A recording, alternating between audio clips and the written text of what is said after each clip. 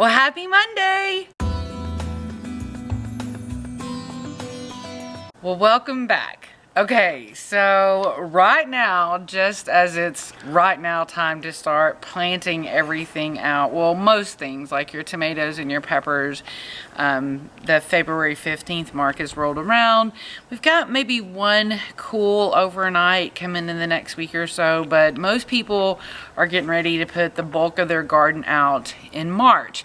So just like 2 weeks before March, I finally figured out my little plan, and that's after and I'll show this to you closer here in a minute, but this is after, you know, going through tons of different ideas on how to maximize this space based on all the things that I've learned about the different microclimates, where the sun's at and where the sun isn't at, and what needs protection. And so I feel like we've got a pretty good game plan. So that's what I'm mostly going to talk to you about today, is I'm going to share with you what my plan is, and my big hope with this is by telling you that I'm going to do this, it's going to keep me on track to meet all my goals to do this, because my plan, one aspect of it is very time sensitive. So if I don't get that on track when I'm supposed to, it's going to put everything behind for me. So I'm mostly going to talk about our plan today, and I'm also going to give you some heartbreaking news about something that happened, you know, in the garden, kind of. Okay, so we're gonna start over there, and we're gonna work our way this way around the pool as I kind of show you what's going on with the plan here. Obviously the sun's really bright on me right now, but in the summertime, the sun coming from the west, this side of the yard getting this western exposure is just blistering, bleeding hot. So all along this fence, I'm gonna have buckets of okra. My husband's really been wanting to try okra in a bucket, and so the best thing I can do in this space over here is put the plants that are gonna be most tolerant of the heat. So we're gonna do okra along here, and then over here, this bed is going to get taken out completely, and we're going to recycle the dirt in it. We're also going to recycle the wood and all the frames that have to do with it.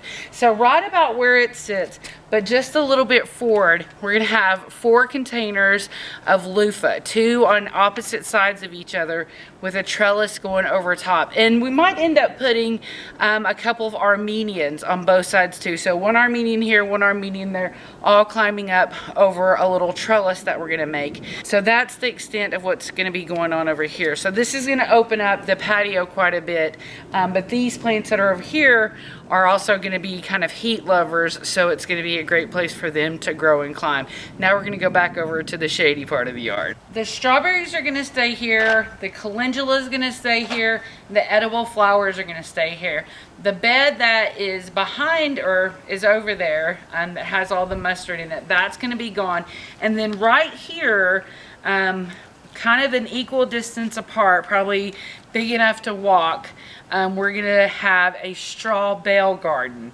And so we're figuring it's gonna be about 4 bales going this way, 4 bales going this way, and then there's gonna be a trellis that goes between them. And on that is where we're gonna plant the majority of our summer squashes, our winter squashes, beans, and melons, and maybe also some bell peppers in there. So anything that we can maximize here that's going to climb on the trellis will be in the straw bales.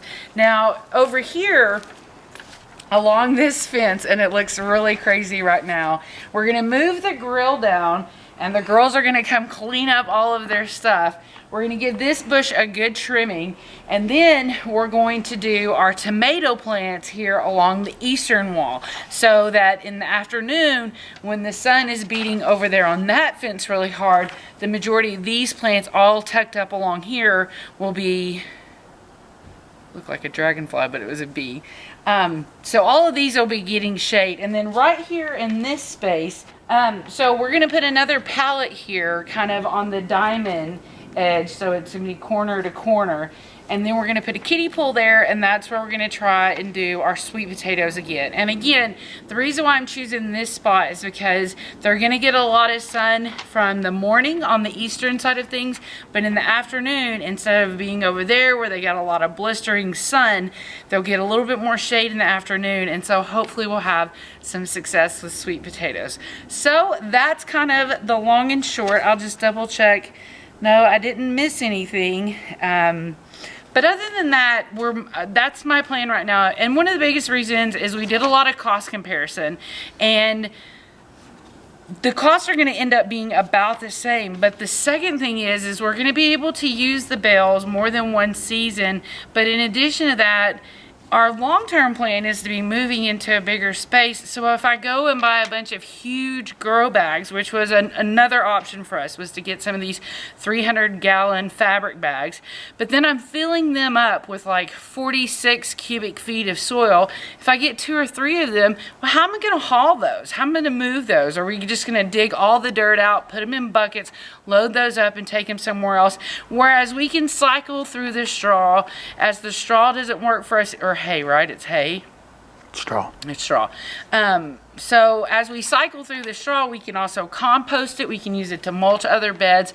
And we're going to build a little structure to try and keep it where it's not blowing around and being kind of a nuisance to the pool like the trees behind us. So there you have it. That's our little plan.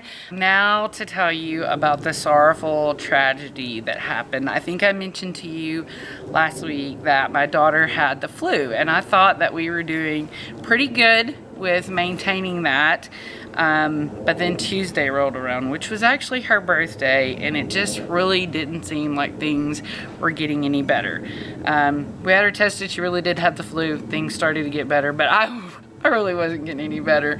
So I decided on Thursday, when I'm just like lack of sleep, total zombie, have just been treating this child for now like 6 days, that I'm gonna pot up all my tomato transplants. And I just seriously zombie walk around, and I do this on Thursday afternoon. I'm separating tomatoes, I'm getting them potted up.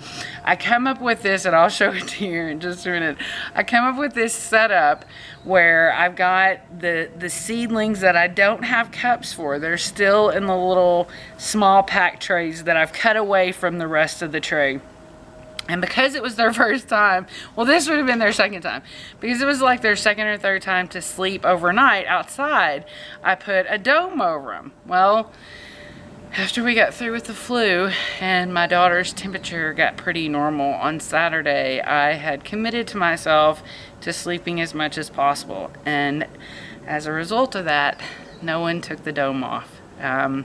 So all my seedlings, the majority of my seedlings all got fried. And the ones that didn't look like they're having some serious transplant issues. So I don't know if they're gonna survive or not. This is my second pretty much fail at growing seeds, especially tomatoes. I mean, last year some of my tomato plants were from seeds. But you know, but I'm gonna do this again. I hope you know I'm gonna get successful with growing things from seeds at one point or another. But I'm gonna take you over and we're gonna check that out, and then I'll wish you adieu. Here we are at the graveyard. These were all my plants that didn't survive the day under the dome. And these are like trays that we got a party platter on, and I've had them in the garage forever. So this was the dome that was on it, and all of these had a dome on them, but I had this cup here to keep the dome up so that air could flow through. But you can see that like half of these, I mean, this is the only one that looks a little bit decent. So I really have no clue if these are gonna bounce back, but that's the little learning lesson, is they've got to be able to get some air, and that just put them in an oven. And so even though it was only about 70 degrees that day in there, it was like, you know, putting a kid or a dog in a car, just poof, gone. So that was heartbreaking, I know, and if that has happened to you, please do know that I, honest to God, did cry. I mean, I cried for a bit. I cried when I found it out, I cried when I told my husband, I cried when I told my daughters, and it probably didn't help that I was pretty tired at the time, but I know of several different people that are selling plants for like $2 each, and they're really seasoned growers. So we're just gonna have to buy our tomato plants, and next I'm gonna start my seeds for, you know, all my squashes and my melons and cucumbers and stuff like that. So I hope that you're having better luck with your seedlings than me, and I hope you have the best day ever, and until next time.